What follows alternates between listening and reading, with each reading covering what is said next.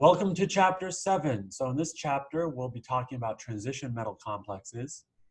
And this is sort of, what a lot of people think of when they think about inorganic chemistry. And that's a bit of a mischaracterization. The field of inorganic chemistry is broad.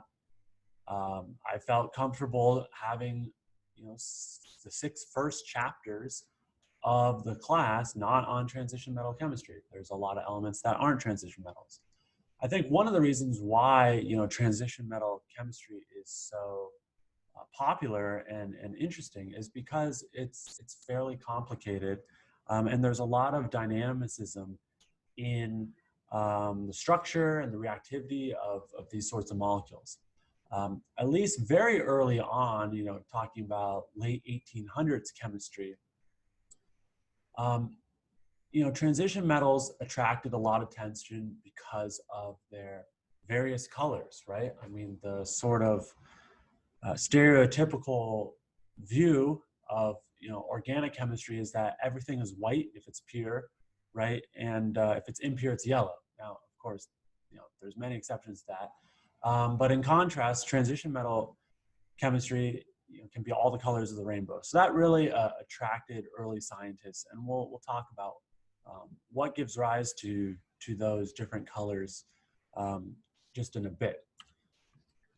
So, let's just do a little bit of high-level comparison between main group compounds and those of transition metals. With main group compounds in the last chapter, we said that the highest occupied molecular orbital, the HOMO, the change in its energy, if you just track its energy, that more or less is very predictive of dictating the overall stability of the molecule. And that was because the bonds of main group compounds are very strong, relatively speaking. And so all of the other orbitals below the HOMO are more core-like. And so they're relatively similar to one another across different structures. And so anyway, it becomes pretty simple, right? When we looked at the Walsh diagrams, we just had to look at the energy of the HOMO. And we saw experimentally that made a very nice comparison. This stronger bonding energy, right, between the S and the P orbital, various S and P orbitals, molecular orbitals we're forming from those atomic orbitals, these are relatively strong bonds, right? We're only making sigma and pi bonds. Those are relatively strong bonds. And so as a result, we have a large spacing between any two molecular orbitals, okay? And in particular, we have a large spacing between the HOMO and the lowest unoccupied molecular orbital, the LUMO. And this gives rise, this spacing can be only probed by an absorption process by UV light, ultraviolet light. And so, organic molecules and most organic molecules and most main group molecules in general, as a result, absorb UV light. They don't absorb visible light, and that gives rise to them being colorless. Of course, they also absorb infrared light, but that's not through electronic transitions. Those are through vibrational transitions, as we discussed in chapter 3. Contrast that with transition metal compounds. Now you're dealing with d-orbitals. That's the fundamental difference. We have S and P orbitals as well, but we also have d-orbitals. And the d-orbitals have weaker bonding and anti-bonding interactions, and their energy spacings are just much more similar than S and P orbitals.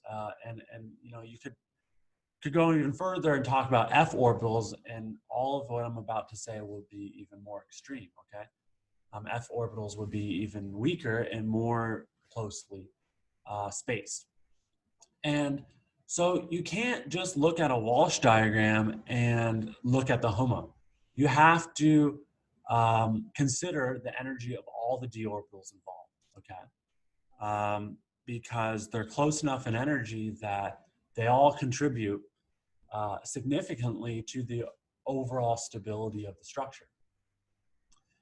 This closer energy spacing gives rise to a HOMO-LUMO gap that is much more narrow than most main group compounds.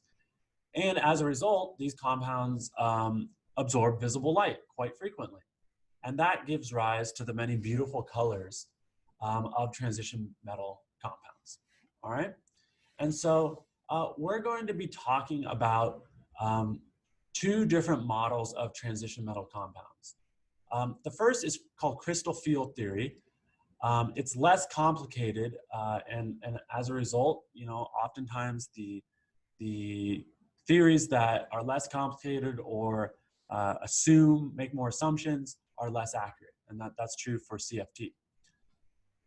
And then after we go through CFT, we're going to go through a complete molecular orbital theory description, which is going to be more complicated and correspondingly more accurate. The CFT theory is basically, as you'll see, a pared down version of MO theory. And so it's a very simplified version of MO theory in some sense. And so it makes for a good kind of introduction to MO theory, because once we get CFT down, we will then be able to more easily transition into MO theory.